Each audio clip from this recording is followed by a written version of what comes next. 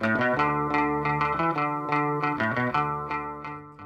of the columns, or set standard width for columns inside of a spreadsheet.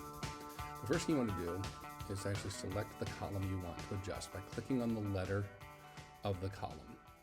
You can also select multiple columns by holding the Shift button, and as long as they are contiguous, you can click as many as you need.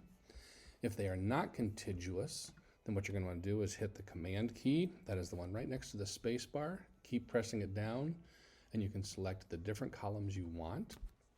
Once you've selected your columns, go ahead and right-click on it, or two-finger click, and go down to resize the selected columns.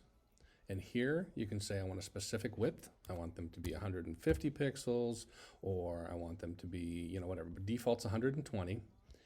If you know you want them to fit the data, in other words, only size themselves accordingly, you can hit Fit to Data, and then the longer the phrase is in there, the column will automatically adjust so that that is how wide the column is.